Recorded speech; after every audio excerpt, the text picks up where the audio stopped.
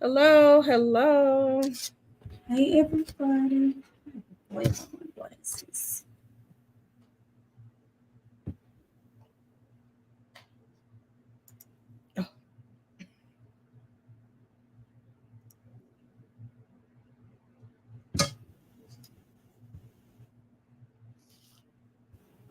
And look, as soon as I said I hope they sleep.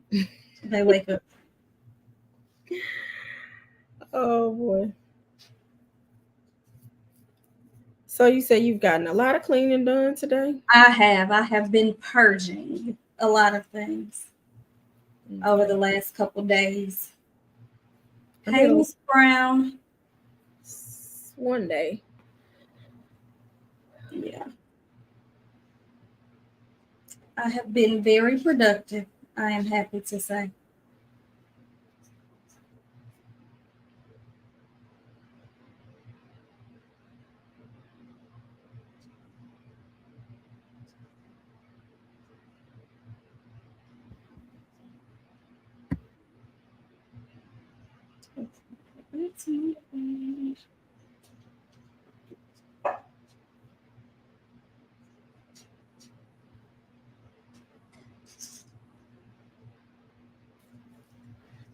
We're gonna wait a few minutes. Hopefully some more people will join us, y'all. If y'all would um share.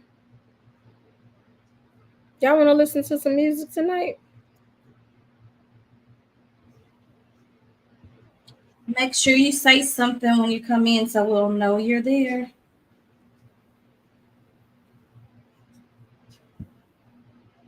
Make sure you say something when you Oh, let me try to tag some people.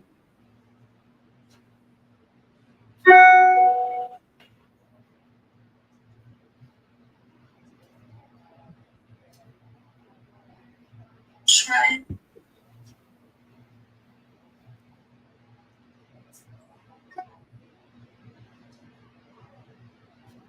Oh, you know what? I don't think it did it.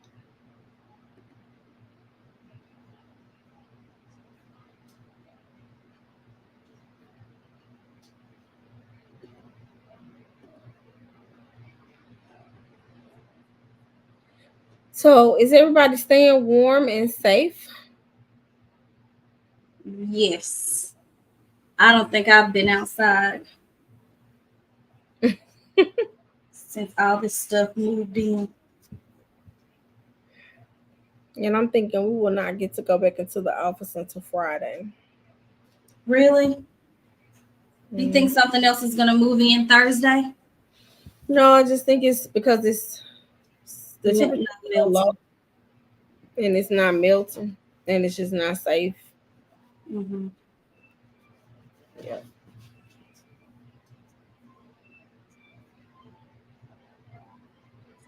Let's see, we have a few more people that have joined us. If you would just say hi in the chat so we'll know who you are.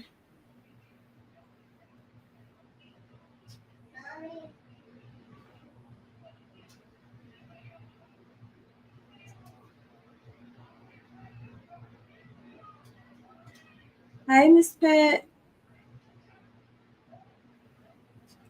Miss Pat, you over there cooking good and staying warm?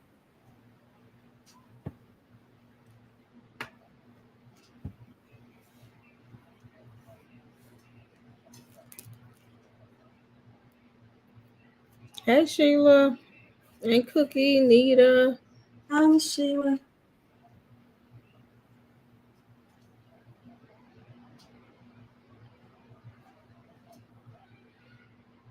So last week we talked about goals and I think we asked people at the end to start. Setting goals. And they were supposed to come back this week and tell us what goals they started.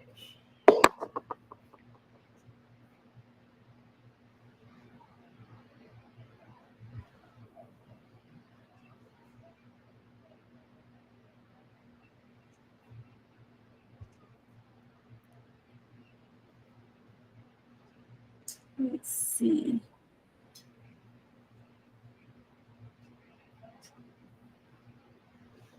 Okay, I see 7 people. Um, LaQuinta, I'm gonna step away just for 1 second. I'm gonna mute myself. Okay. So are you all enjoying the cold, or is this a little too much?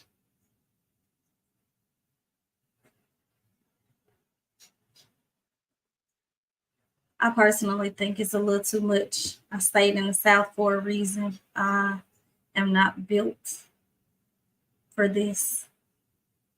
But Miss Phillips says she's loving it. It's a little too much for me.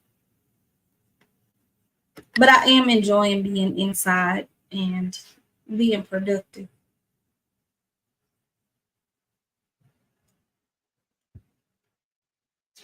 Again, if you're just joining us, be sure to say hi so we'll know that you're here. We appreciate you joining us.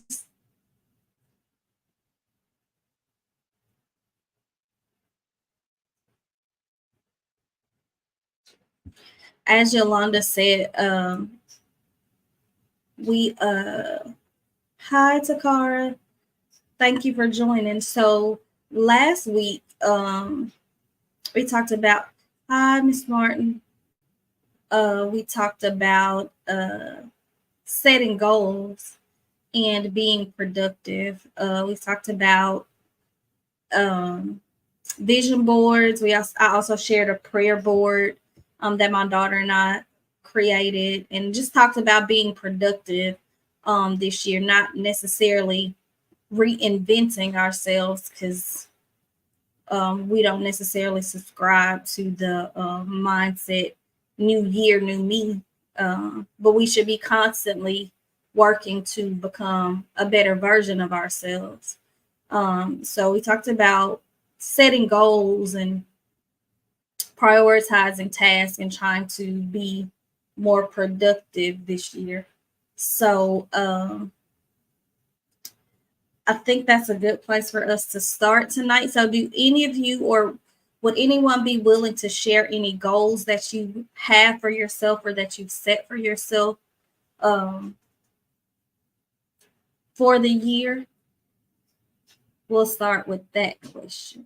Does anybody set any goals for themselves that they're willing to share?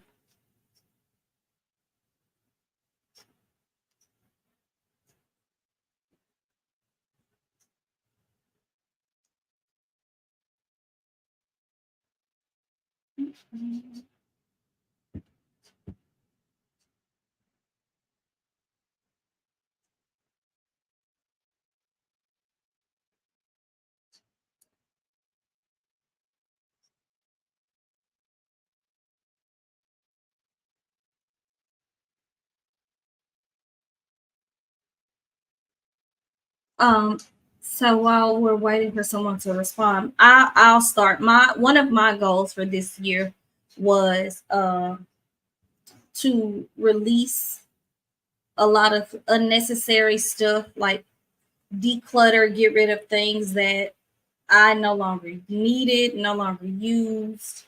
How Miss Gaston? No longer used. That I was just holding on to, either because I had an emotional attachment to it, or just because, you know how you tell yourself, oh, I'll wear it later. I haven't worn it in 5 years, but I'll wear it this year. So, just getting rid of those things. So that was one of my primary goals. It's because one thing that I've realized over the last few years is, hi, Miss Turner, is that I don't need a lot. Like, I've realized a whole lot of the stuff that I had, I didn't really need it. I wasn't using it. It didn't serve a purpose. And so I have learned to let go of some things. And so that has been one of my goals this year. I actually started at the end of last year. And while my daughter was home over the Christmas break, I literally took, between she and I, which I had already made a couple trips to Goodwill and Salvation Army. But between she and I, while she was here over the break, I literally had my trunk was full, and my back seat was full of things that we were able to donate.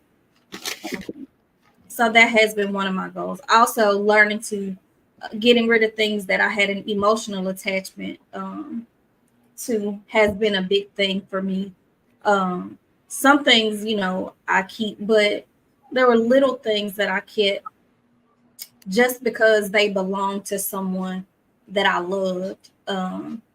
So being able to release those things has been an important step um, in me meeting that goal. Is there anybody else who would like to share?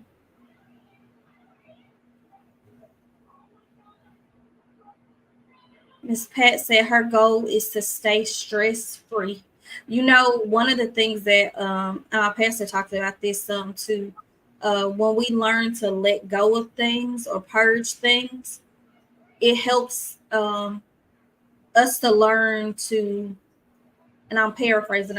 This is not a direct quote of her words, but it helps us to learn to release people in our lives who are no longer serving a purpose or no longer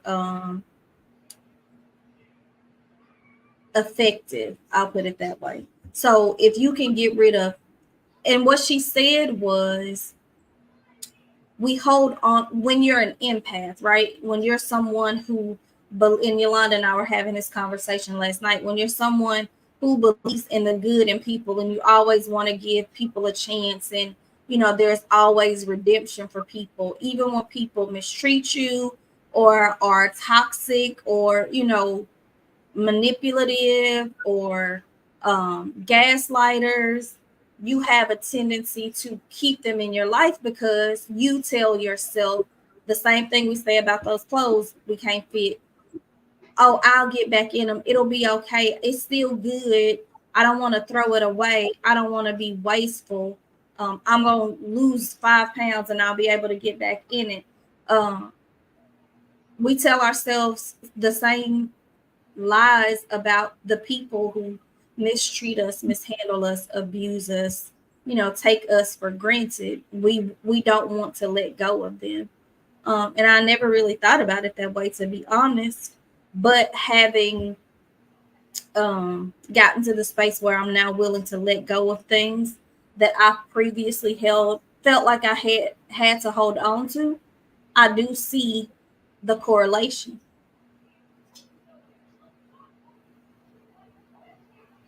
The thing that I got out of what she said was, a lot of times when you work in a helping profession, you don't want to throw away things because it's like discarding people.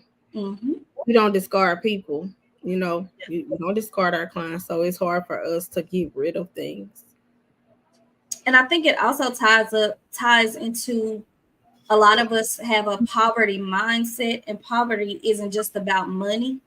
Mm-hmm. It's the way that we think. So we feel like we have to hold on to what we have because we're not going to get anything else, even when it's something that we're not using, haven't used, can't use, we still feel like we have to hold on to it because there's like almost like we don't believe we're going to get more or better. I have a good friend, her name is Shan, and she helped me probably like once or twice a year. We'll get together and she'll set a timer. And her rule is like, if you haven't used it in a year, then it needs to go. Mm-hmm. So listening to Pastor Kia's message, it was so funny because the woman that she had been listening to said, if you haven't used it in a year, if you can replace it with $20, and if you can easily locate it within 5 minutes and it costs $20 or less, then you can throw it away if you haven't used it in a year. So I was like, that makes sense. Mm-hmm. Because I literally was holding on to paper clips. I got 8 million paper clips in my office, but I was holding on to office supplies because they belong to somebody that I loved who is no longer here. And literally today I was like, child, these paper clips have not helped in the past 2 years. Let them go. Like, you know, just those little things, because we make those connections, but we have to learn to let those things go. Yes. Has anybody on the live been getting rid of things?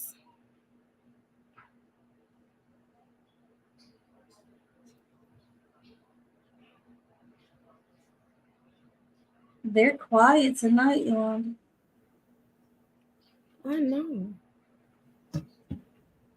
Did we catch y'all on a bad night?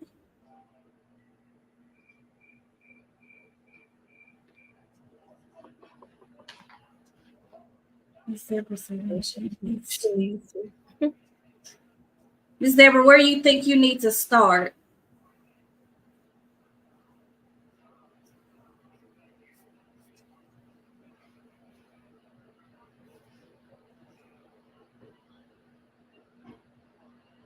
After she answers that question, I have a question. So, say you live with someone who won't participate in the purging process. Where would you tell them to start? Or how would you tell them to address that? Someone as in a spouse? Yeah.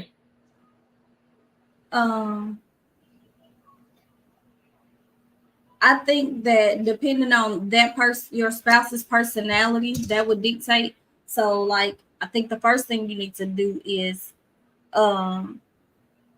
you start with your things. You know what I'm saying? Like, don't try to force them into it.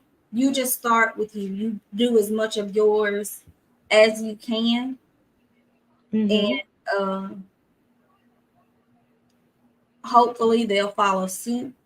If not, I mean, I think that you can just try to, I think the approach would have to be based on the person. So, if you got a person, a mate that, you can talk to, you blue in the face, and they still not going to do it until they're ready to, you may just be wasting your time. You just continue to model that behavior. And then I think if you have someone that you can kind of coerce through encouragement, like, well, come on, I already finished my side, can I help you start yours, kind of thing. You know what I mean?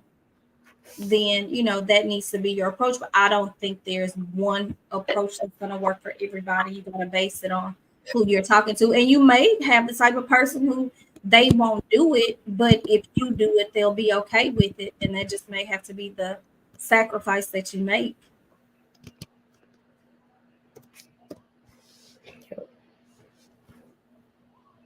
Because you do want to maintain boundaries in this process. Ms. Gaston said she feels like she needs to start with her bedroom. When my daughter went back to school, that, like I said, we did it at home, and when she went back to school, she did the same thing.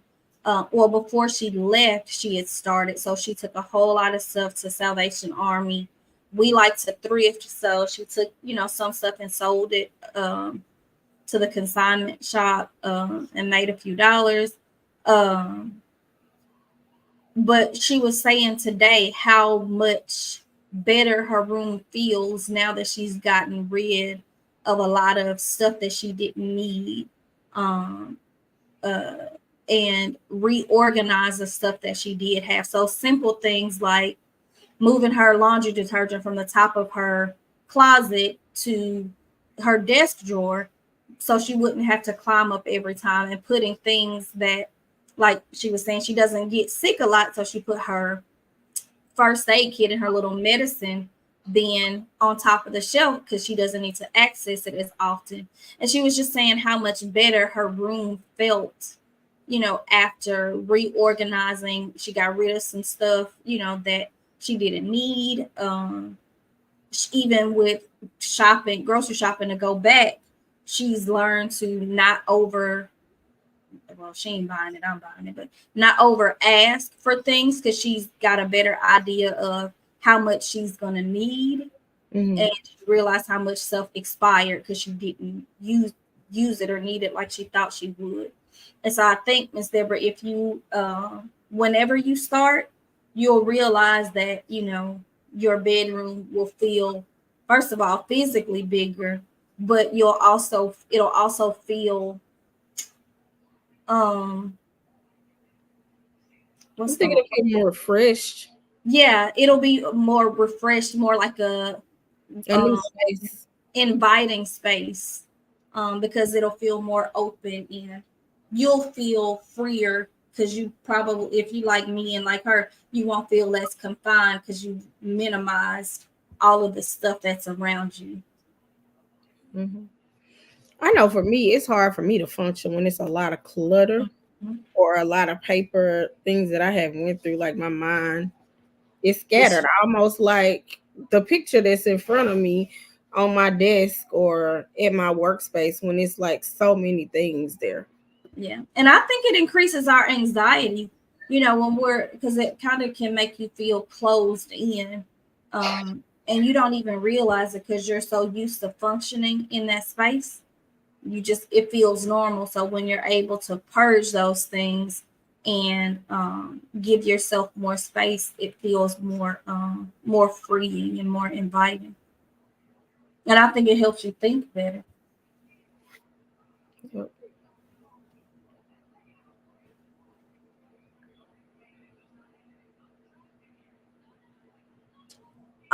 Is there anyone else willing to admit or agree that you have a lot of things that you don't need, whether it's clothes, dishes, even, you know, home decor, like you changed um yeah, same things there, but with the closets, because that's the same thing we did. So, you know, I always think about it like this, like you probably know someone who can wear some of the clothes that you have, and just ask them first if they would like them, and if not, give them to the Goodwill. Yeah, Sit them outside.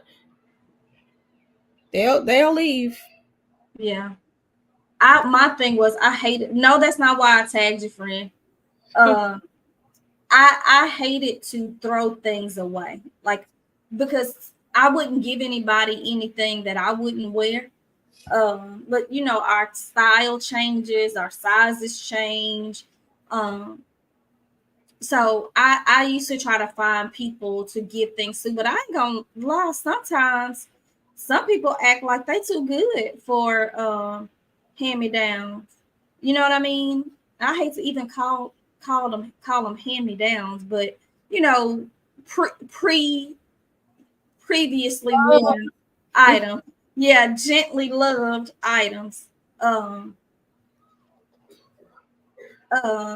and so I was like, you know what, don't worry about it. I would take them either to the school, because a lot of schools have, you know, clothes closets for kids who need things, or take them to Goodwill, Salvation Army, get your little tax write off, you know what I mean, and to do it that way. So for me, the way that I would do it, because I'm not gonna lie, I just didn't always feel like going, you know, through the closet piece by piece, cleaning it out. So what I did, this may work for somebody else, and it worked for me.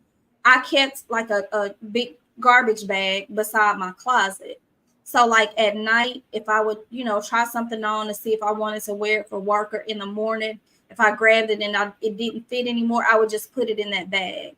And then when that bag filled up, I just put the bag in my car, so that whenever I was near like a Salvation Army, or, you know, somewhere that I could donate them, I would take it, because I didn't want it sitting around, because then I would really be tempted to throw it away. So that was my strategy for getting it out, and it didn't feel like a task, right? Because you don't want to give yourself something else to do when you already got a bunch of stuff to do. So that was my way of just doing it a little bit at a time without it feeling like a whole other task. Jasmine said, I absolutely do. I tell myself in order to make room for new, I have to get rid of the old. I like that, Jasmine. I say that all the time too. I'll be like, let me get rid of this so I can get blessed with something else. Um, Well, that's kind of like a rule in our house. If I buy something, even if it's a shirt, I give something away. yeah, that's a good rule. If Um, kids get a new toy, they have to give something get rid away. of one. Yeah, that's a good rule. I have a bridesmaid dress and they not even married. The bridesmaid dress lasted longer than the marriage. And other articles of clothes I can't even. I still had my prom dress from junior year of high school Oh, up well. until a few years ago. Who could get in that dress? Because definitely not. And who would want to? Not me. But I still had it. I don't know what thought I was gonna do with it. And Lakeisha says sometimes she gives it away, but sometimes she will take it to the Ashley County Shelter Workshop. There's also another place in our town in Crossett called the Buy Nothing Room, but they are only open on a few days. Mm-hmm. If I'm not mistaken, it's at the Methodist Church on Main Street. Mm-hmm. So yeah, find something. If you know that's something you need to do, find somewhere in your area that uh, you can take it to. Some of them may even pick up items if you don't have time or uh, don't want to take it. They may pick it up, but just start small. Don't feel like you have to get it all done at once. Find a strategy that works for you. Kendra said, I want to donate, but oftentimes I'm not near donation centers. And if I don't get them out, they will sit and have to go straight in the dumpster. Yeah, that's what we were just saying. Like, we don't necessarily live near one either, but with the strategy that I use, and I just put it in the car, like it rode around with me for a while. And then one day when I was in Monticello, I donated something. And one day when I was in Mississippi, I donated something. And same with, I knew I was going to Little Rock, so I took stuff up there. And then if you're in some of the larger cities, they actually have the bins like in Walmart parking lots where you can just drop the items in it really looks like a big trash dumpster, but you can just drop the bags of clothes in there. I've seen those in several larger cities like Little Rock, Hot Springs. I'm not sure about Pine Bluff, but that's what I had to do because I'm with you, Kendra.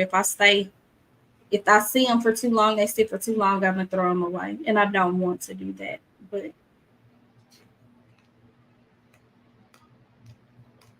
I think that learning to let go of even those small items like clothes and office supplies and old bridesmaids' dresses, is teaching you how to let go of larger things and um, how to release stuff that no longer serves you.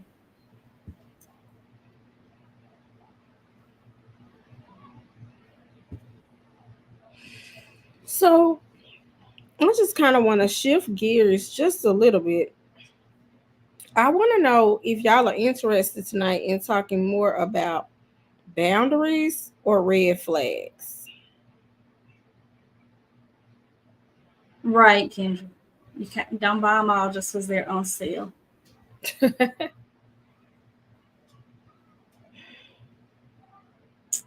So boundaries or red flags.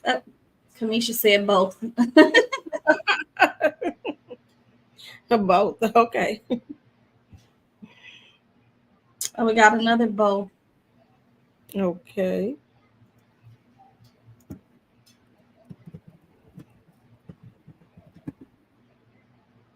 And Tori said red flags.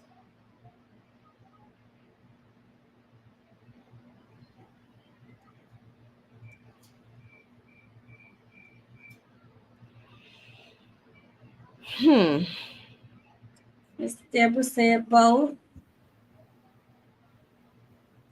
Very true, Kendra. If you know your boundaries, red flags are easier to spot.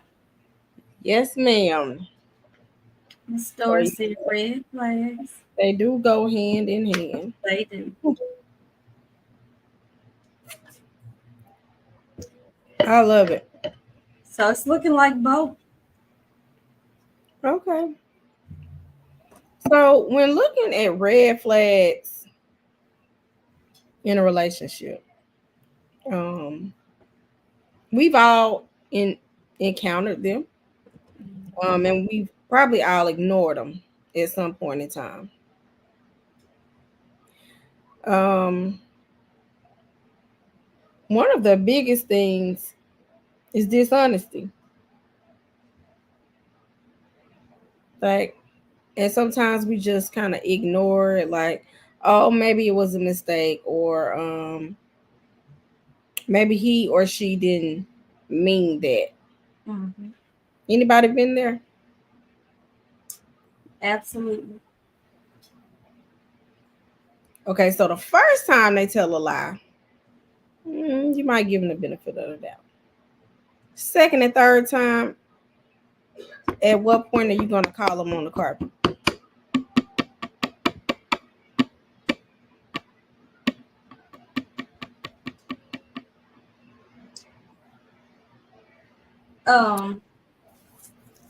So I think that a lot of times we don't call them to the carpet or we ignore the flags because we have, I think in the beginning stages of relationships, you feel like you want to give them the benefit of the doubt, like you don't think that's their character. It's, oh, it was a mistake, you know what I mean? Or they give you a good excuse and you take it because you think it's a one-time thing, and then it continues and you start to feel like, oh, it's not that bad because you're looking at the other stuff. Sometimes I think our insecurities play into it, and we make excuses for them. But I while you were talking, I looked up the meaning of the color red, because what came to my mind was, why is it called red flags, right? So red, it says, has historically been associated with danger and sacrifice. Mm-hmm. So when we see those things, we have to remind ourselves that it's a warning, right? It doesn't mean they're a bad person, but it's a warning that something isn't right. And typically we feel it. Hi, Miss Hampton. Good evening. Typically we feel it. And I also looked up the definition of boundaries. Mm-hmm. A boundary, and it says a boundary is a line that marks the limits of an area or a dividing line. So I think sometimes we ignore red flags because we don't mark our limits. Right. We don't set a dividing line. We don't set a line where you I feel respected and now I feel disrespected. Mm-hmm. Right? We don't set those boundaries. So because maybe you're a good provider, maybe you know got good game, so you can sweet talk us, you know what I'm saying?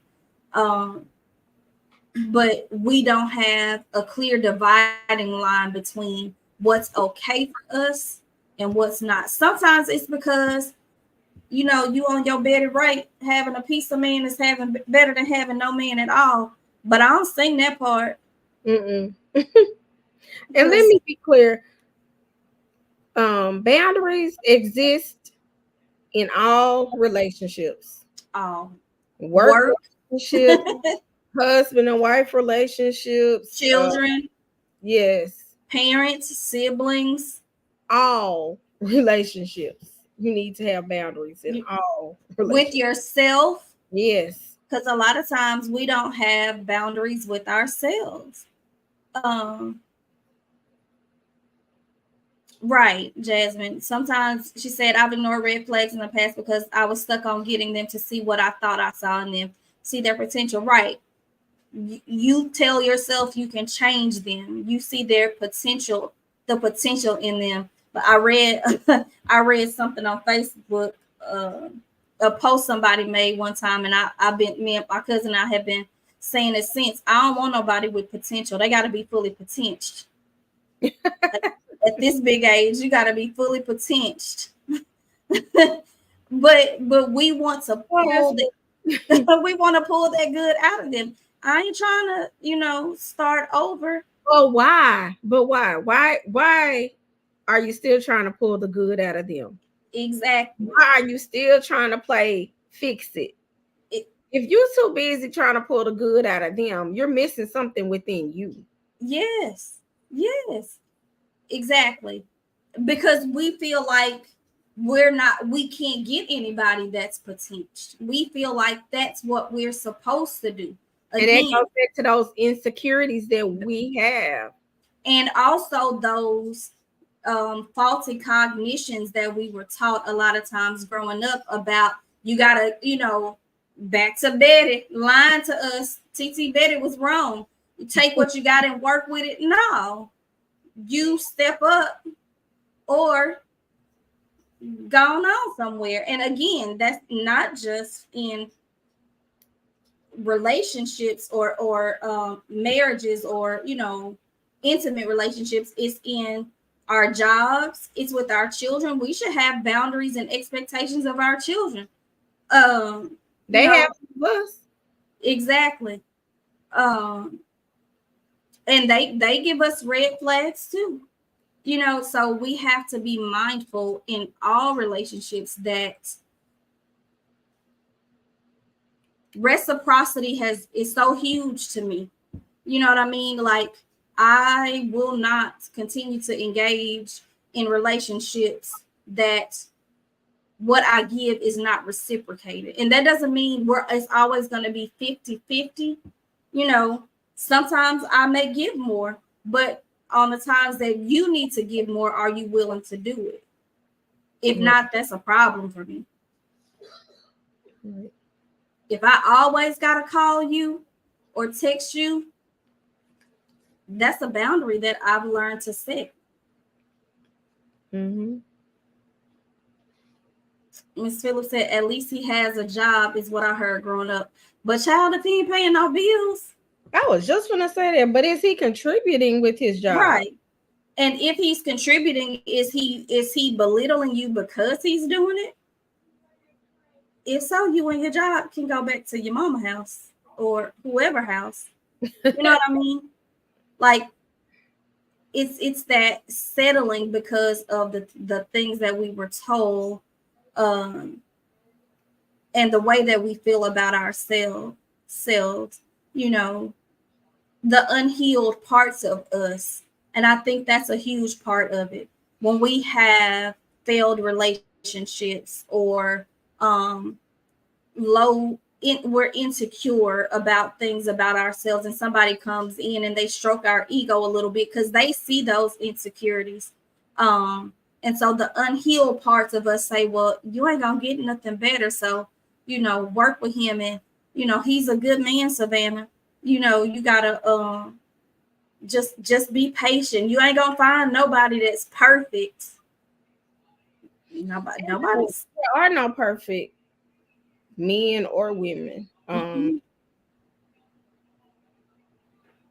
But I don't know. Y'all heard the saying, the struggle of. Yep. If we're both struggling, where are we going? And if we're struggling with without a vision and without us having the same goal in mind, right? So if we're both barely getting by, but I'm going back to school and we working extra shifts and we saving our money and we have a mutual goal and we're working together, that's one thing. It is. But we But if you work struggle separately. yes, and you okay with struggling and I'm not, that's when it becomes a problem. um Kendra said, I've often been told that my generation doesn't have lasting power. We run at the first sight of trouble. I don't necessarily think that we run at the first sight of trouble. I think that I think a lot of previous generations, and this is no shade to them, I think they stayed together for the sake of being together, but they weren't really in a relationship. They were just in the same household. They didn't get along. They didn't sleep in the same bed. They didn't engage in conversation. Uh, Mr. Johnny had his other family on the other side of town, but he just stayed with Auntie Betty. You know what I mean? Like they just stayed for the sake of image. And I think we are as addicted to social media and social perceptions as we are. I think that's one area where we're willing to be like, no, I'm gone. Mm-hmm. My mom said, "No, love nobody more than you love yourself." And Lakeisha said, "Betty Wright, having a piece of a man better than having no man at all. It's a big fat lie." And sometimes the story or the narrative that's painted on social media in some of these people's relationships is a big fat lie. A whole lot of the time.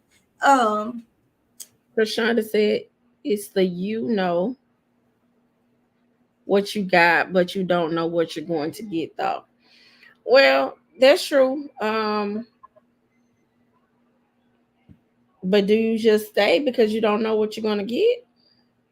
well, I So that's a chance I was willing to take. um, with the red flags, we talked about the insecurities. We Mhm. talked about honesty. Ms. Cromwell mentioned being able to love yourself. Mhm. So I think sometimes we're in relationships, but genuinely we're not happy with ourselves. So if we're not happy with ourselves or we don't love ourselves, their relationship is probably not going to be a healthy relationship. Because we don't know what we want or need. So that goes back to again to what I was saying before about healing. Like when after my divorce, one thing that I was very intentional about was focusing on healing. Like I refused to go immediately into another relationship because I knew that there were some things that I needed to heal from. And not only that, I wasn't coming out of the marriage, I wasn't the same person I was going into the marriage. So I felt like I needed to get to know me, who I am, what I wanted, and to also, because there's a grieving process after divorce, right? It's death. And so I think that a lot of times we can't have successful relationships because we haven't healed, not just from previous relationships, but from the childhood traumas, you know what I'm saying, that we experienced. So we haven't addressed the broken little girl in us or the broken young man in us. And so when we get in relationships and they say something, it triggers that pain. And now you're responding to them based on your hurt. And all they asked you was, did you like red Nikes or blue Nikes? And you done flash back to when your daddy told you, you couldn't have Nikes. You know what I mean? Like, and embarrass you in Foot Locker. And they have no clue why you respond in the way that you are.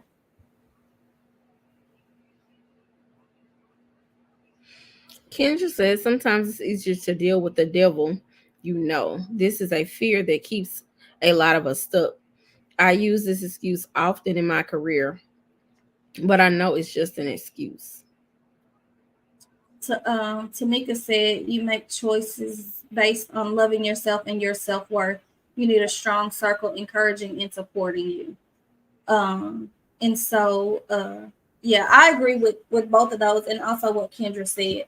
A lot of times we stay stuck in careers because we're afraid. You know, you've been there for 20 years and you don't like the way that they treat you, but you don't know what's going to happen if you walk away. Same thing, I think, in friendships, in marriages, in romantic relationships, even in families. You keep going to Thanksgiving dinner, knowing that they gonna get to fighting and cursing and talk about you, but you still go because you say that's your family. Mhm. And you're afraid of what's going to happen if you set a boundary and walk out instead of sitting there listening to them, or leave before the conversation goes there.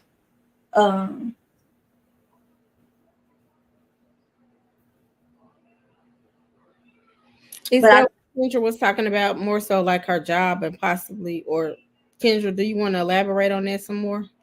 what the devil, Mm-hmm. yeah, in that excuse, I mean, not in that excuse, in that example, yeah, she said, I use this excuse often in my career. uh, hey Jackie, hey cousin. um yeah, we do have to get to the root of it. And y'all, it's hard to really face yourself and ask yourself, why do I keep ignoring the signs? Why do I keep accepting things that I know I don't like? It's hard to do. Mm-hmm. Miss Deborah said it took her 3 years before she ever looked at a man. I have found a good one. I heard that. Good for you. I'm happy for you. I still ain't looking. But it's hard to get to look at yourself, because you have to think about it. Some of your triggers you haven't really addressed, sometimes ever, sometimes in years, and it's affecting you, but you don't really realize that it is. This is one way that I would say, that something from your past is affecting you. If every time you get angry, it's something specific from your past that you bring up, that is something that you have not healed from. Mm-hmm. And that's something that you need to address, because until you heal from that, every time you get angry, you're going to go right back to that point. That place. Mm-hmm. Yep. And sometimes it's not fair to the person that you're in relationship with, because you're responding to your trigger and not to them. So a lot of times we overreact in our response, because we haven't dealt with that. So, like, the opposite of love isn't hate, it's indifferent, right? So when you are healed from something along that same concept, it doesn't trigger you anymore. You become indifferent to it. You may remember it.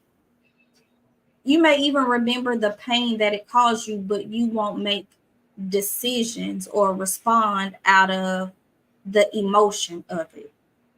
Mm-hmm. And so if if you still have an emotional response to something that happened, like you were saying before, if your response is still emotional, then that's an area that you need to work on. Yep. Kendra said it's not the best situation, but it's comfortable. I know it's time for me to step out. I've definitely set more boundaries this year. I don't want to work all hours of the week. I know it's time for me to move. I ain't even gonna say nothing Sometimes about. you got to jump, and you just got to have faith that God is going to provide. And I think a lot of times whether it's relationships, careers, friendships, whatever, we don't realize how amazing we are. We don't realize our value. We don't realize how fortunate someone else or somebody else would be to have us, how we will be appreciated in another space, how we will be valued, in another relationship, because we're used to settling. And sometimes God will just move you if you want to move yourself. Mm-hmm. And I'm speaking from experience. And you speaking for me. And sometimes he'll make you stay until you're ready, until the next place is ready for you, or until you're ready for it.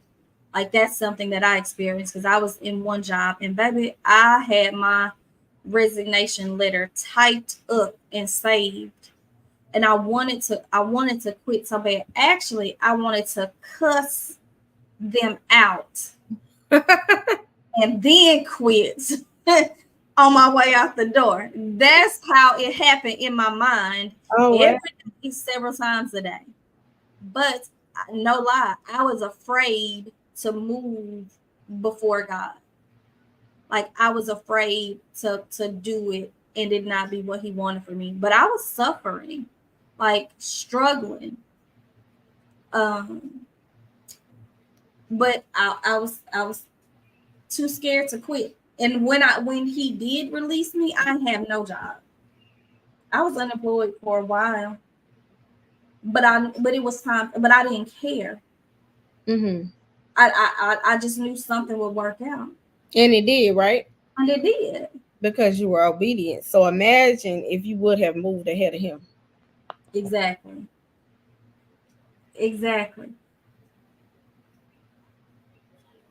And so, and everything since then has been, aligning. Um, but the minute he said I could go, I picked print so fast and walked it right in there to that lady office. I still wanted to cuss her out though, but I didn't do it. I didn't do it. I didn't do it. I did not. So It's great, Tamika. I was listening to you, but I was reading her comment. I think both of y'all, what y'all did was great. She let me respond when make sure. you walked into her office. Huh? How did she respond when you walked into her office? Let me tell you, that lady was so cocky. Mm-hmm. She didn't even read it. She was just like, "Oh, okay," and Mm. put it in my folder. And her secretary at the time had to tell her, "Hey, I think you need to read this." And that's when she read it and came in there, and she was like, "You're leaving us." I wanted to say, Really? yes. The secretary shouldn't have told her nothing. She was like, well, I figured it would happen after you got your doctorate. No, and I told her, I said, no, that's not why. I had no intention prior to, Mm-hmm. uh, well, we're going to throw you a little going away party. Don't bother. Yeah, we want to do something for you. Don't. Yeah, I was so serious. Kendra, you already know. If Jazz think about it, she know too. Um, I was so serious and so over it and so determined that I was not going to be fake. I did not even go to work those last few days because I knew if they was fake and tried to throw me a little funky party, I, I don't know. I don't know. I don't know what the Lord would have punished me with, because I know what I would have done. Like, I literally did not go to work. Kendra, you know I'm not exaggerating, right? I'm really holding back, because if y'all know some of the stuff that transpired, and how I was treated, and at that time I didn't know, Keena know too, a funky party, Keena. Ooh. So at that time I really didn't know a lot about setting boundaries, right? But I knew that it didn't feel right. And I think that's a lot of times, like, we don't trust our instincts. We don't trust what God gives us as protection, because that's why it's there. if you get into the science of it, your nervous system was made to warn you. The whole fight, flight, fawn, what's the other one? Whatever it is. Our bodies were designed by God to warn us when something was around us that was going to potentially cause us harm. Mm-hmm. A lot of times people think that their anxiety is a bad thing with the whole fight or flight. Sometimes your anxiety is there to protect you. I know mine is it normally acts as a protector for me. Mm-hmm. If it's just like a sense that I get, like discernment, I suppose. Mm-hmm. Mm-hmm.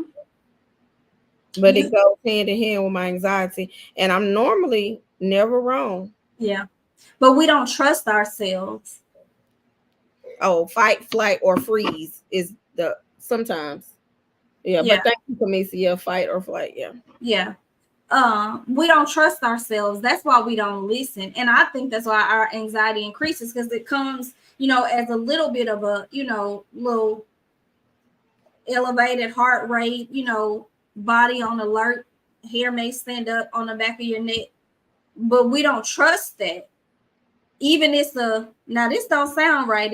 He lying about something, or she added on to this story. This don't make sense. But we always want to give people the benefit of the doubt. We don't trust our instincts. And so y'all think about that. I got mad all over again. Well, while LaQuinda calms down, I'm gonna go over some other red flags, just so y'all have a little bit of education before we get off.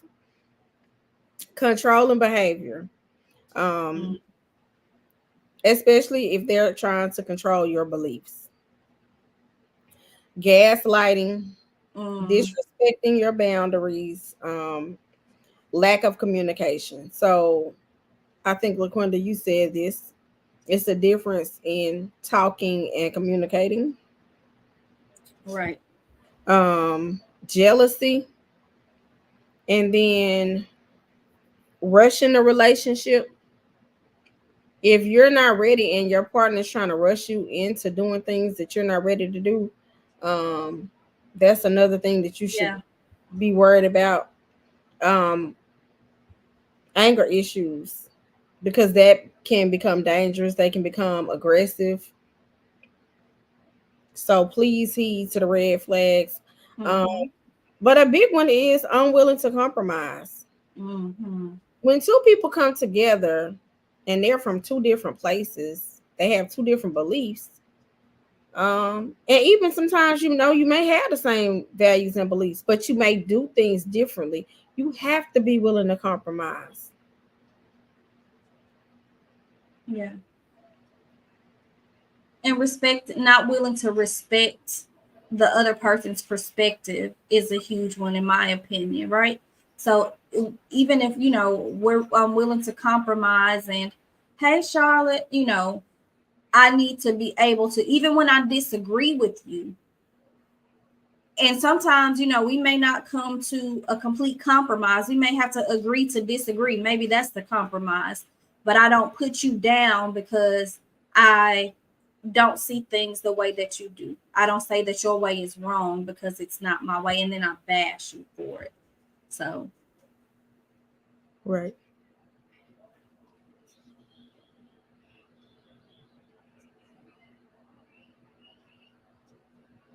Respectfully disagree and never go below the belt. Mm-hmm. And that belt is your boundary, right? So, and it can be different for everybody. So, for some people, they may not care if you curse them out, but for others, that's a boundary. You know what I mean? I don't disrespect me. Don't call me out of my name. But for other people, they may not care. They dish it out and they can take it. For some people, it may be physical violence. You set your own boundaries. Now, I don't understand why you want somebody to go upside your head, but you may like to fight. So, that may be okay with you. But you may not. I ain't saying it's right.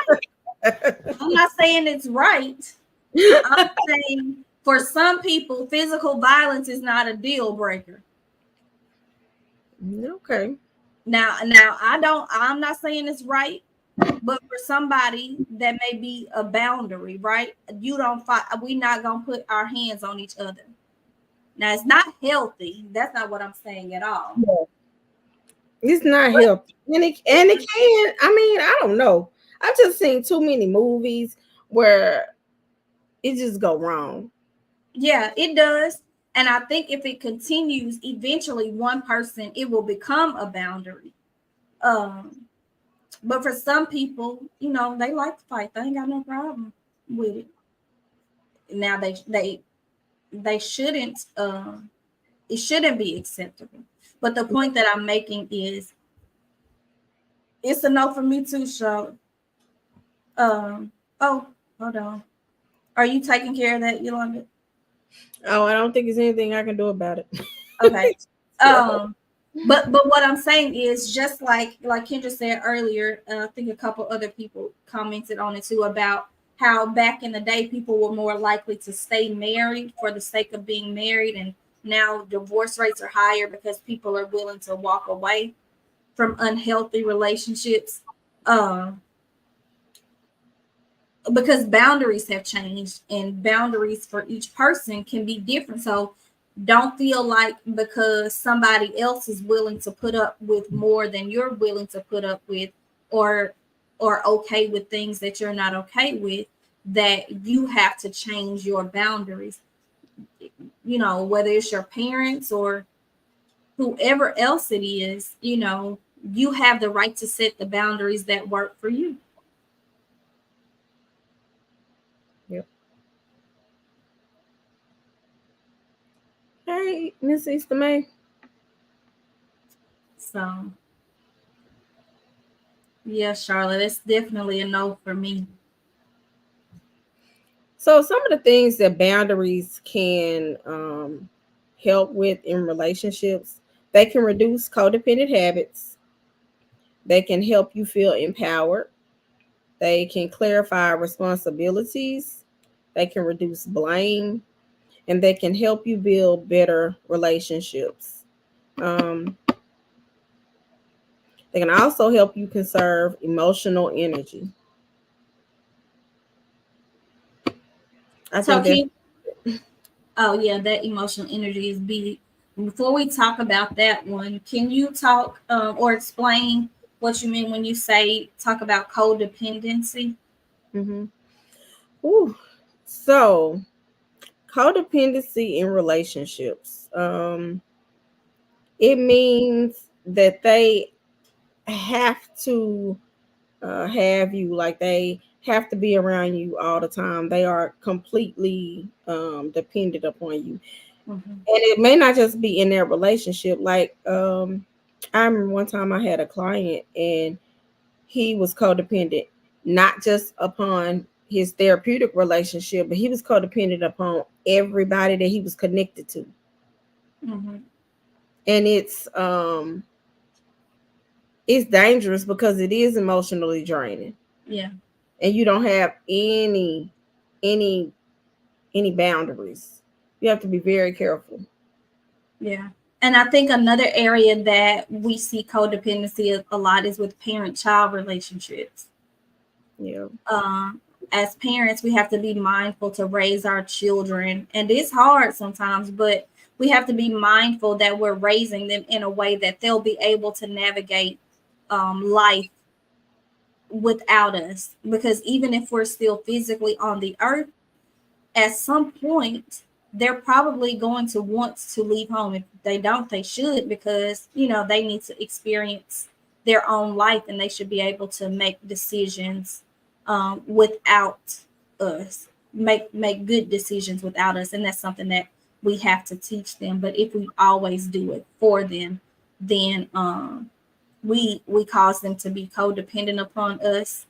And if something happened, they may not know how to maneuver. I want to read something to y'all. Codependency, also known as relationship addiction, takes place when one person believes it's their job to save another person by attending to all of their needs.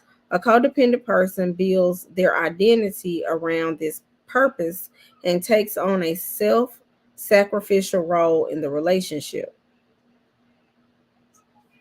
Now, that's one example.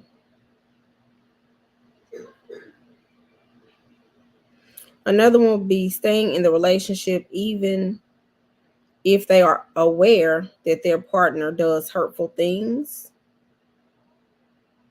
Codependent relationships tend to focus on feelings and the need of the taker. Mm. The codependent person may exhibit low self esteem. Um, where are my glasses?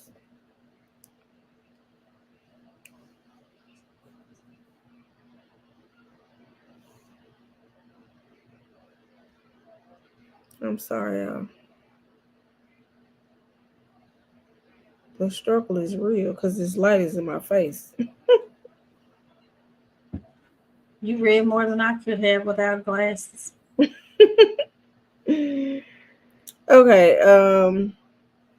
So healthy relationships are built on give and take. Both parties need to feel like they are respected and cared for in the relationship for it to be mutually beneficial. When one partner seems to take more than they give and the other ignores their own needs and feelings to provide care and support, a codependent relationship may be forming. So again, these red flags. Mm-hmm. It's important to note that it is normal to have some temporary imbalance. Like LaQuinta said earlier, like sometimes you may be giving more, but then the other person, when you're not able to give more, they need to be able to step in and give more. Reciprocate. Mm-hmm. Yeah. But I don't know. It's dangerous. So we could talk more about codependency next week. So I do want to address a question that we got really quickly. What if a person doesn't know what their boundaries are because they've been in a relationship for so long? They may feel that's the way the person, I think that's saying, may express their love towards you. Um, you want to go first, Yolanda? Um, I would just say I would challenge you to write down what you want in that relationship. And if it's something that you're dealing with that you that you are uncomfortable with, I would say that that's a boundary. That may be a good starting point for you to identify your boundary. Did I answer that correctly? I think so. And I would add to that, um, ask yourself, like, look at the areas that may be of concern to you and ask yourself, is this what I really want, or am I just accepting this because this is a way that things have been done for a long time? And if it's not really what you want, you've just been, going along to get along, then I would say that would be an area where you need to set a boundary. Also, you need to, I would encourage you to pay attention to how you respond to certain things. So, again, if you're responding out of emotion, even if you're not verbally responding, but if like it stirs up an emotion in you, whether it's anger, frustration, irritation, then that may be an area where you need to set a boundary and maybe look back and see, am I triggered in this area because it's an area that I didn't heal in from prior to this relationship or from something that happened earlier on in this relationship? Does that make sense, Brenda? I want to normalize Kendra's feelings because I totally understand what she's saying about sending her son out into the world. And Listen. I mean, yeah, that's very normal. The fear, all of that. Yolanda and I had this conversation last night. Like my oldest son, when he first went to to school, you know, left for college, even when they were in high school, just letting them go to parties or functions or to away to games or go hang out with their friends and then go on to college and you're not there. It's hard. And I always tell my children, like, still do, you don't have to be doing wrong for something bad to happen. And I trust who I thank you, Raina. I trust who I raised them to be, but at the same time, I know they're still young and they're going to make decisions. And also, other people can drag them into, or you know, they could go into situations unknown. So it's scary. Yeah. It's real scary. But you gotta trust what you put in them, and you gotta trust God to keep them, because His hands are way bigger than ours. So, but I ain't. It's woo, child. And don't let you call them and they don't answer the phone or text back, Alex. You talk about anxiety, but again, you know, you just have to trust God to be God. That's my tip, because it's hard. Life 360, girl, listen. They ain't gonna do nothing but leave the phone in the room. You need a strategy besides Life 360. I'm telling you now, Charlotte, I ain't doing nothing but telling the truth on your nephew. I think we really just had that. Oh no, like that just happened. What? The whole Life 360 thing and leaving the phone in the room. Mm-hmm. Yep. I know these kids. They ain't gonna do nothing but leave the phone in the room. So that's a good strategy, but you need a backup. Mm-hmm. And one thing that I try to do, and I know it's time for us to go, and it's kind of shifting, but it kind of ties into setting boundaries. I try to be, and Yolanda can attest to this. Anybody on here who knows me knows this. I try to be open and honest with my kids. Like, I try to make sure they felt comfortable telling me even the most uncomfortable things, so that they wouldn't have to lie to me about where they are or what they're doing. Not now, I know they're not gonna tell me everything. They're not gonna volunteer everything, but I try to make sure they knew, even when you tell me something I don't like or I may not agree with, I'm not going to lash out. I'm not going to condemn you, right? I'm not gonna freak out. So that was our approach. And so far, so good. Now you know they still do stuff, especially that boy. But he is such an amazing kid. Alex just be living life, but he is a great young man. Like he is so respectful, y'all. I'm not complaining at all. So you're welcome, Charlotte. Thank you. Miss Gwen said, "Are you living or just existing?" Miss Gwen, what exactly were you commenting on? We talked about so much tonight. So he is wonderful. He is absolutely wonderful. All my kids are wonderful. I can't even lie.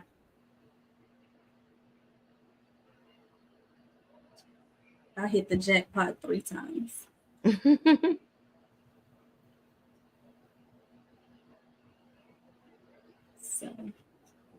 So we got to give homework. Mm-hmm. I'm gonna let you assign this week. You gonna let me assign? Okay, so before our next week's gathering, I want to challenge you all to explore areas in your life where you know you need to set boundaries, or you feel you need to set boundaries, and try to do that.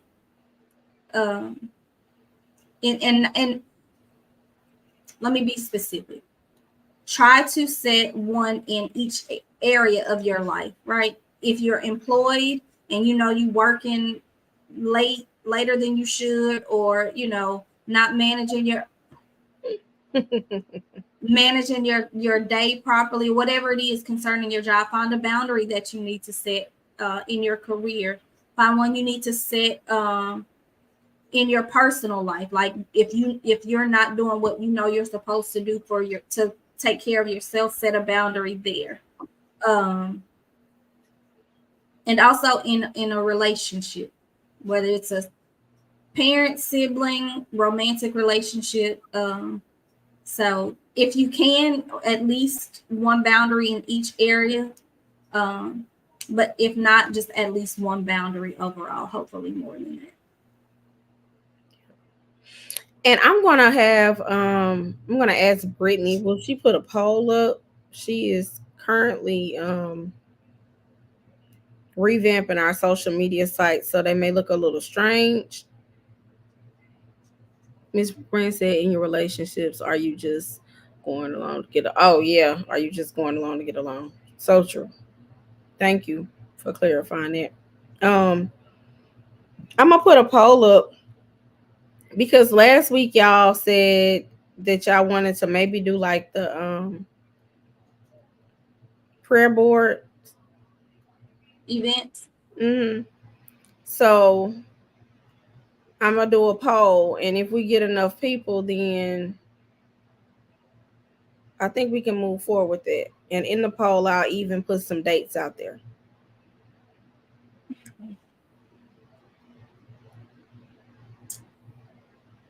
Bringing these issues up because some of these things were learned with age. Thankful others don't have to wait until their 40s to learn. Thank you, Ms. Doris. Yep. And y'all make sure y'all do this activity because you never know. There may be a drawing for participants. You never know. Yes. We're doing giveaways all year. All year. Resolutions is officially 5.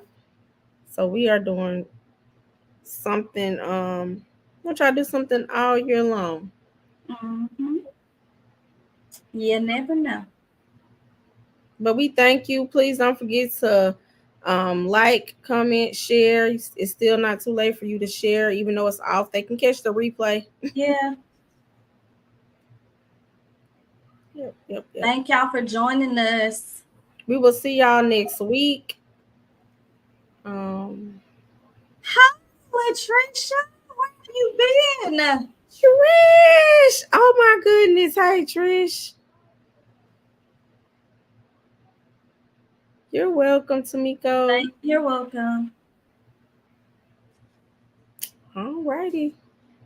Oh, yeah, I gotta do this disclaimer because we do not want to get in trouble. I don't know if y'all have seen the witch hunt for Black therapists, but let me tell you, they are trying to get the Black therapists. So y'all, these conversations that we have, they are just to bring awareness to different things. We are not doing therapy on these lives, okay? We may give you homework, but it's just for like growth. Yeah. Just self-growth.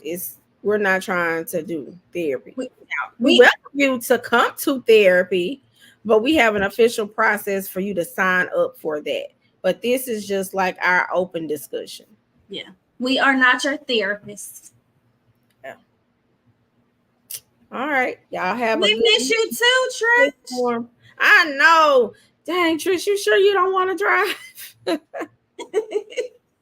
God, dog. It ain't that far, Trish. Oh, Lord. I need her. She said no. She ain't even playing with you. She just said no. Well, I love you too, Trish.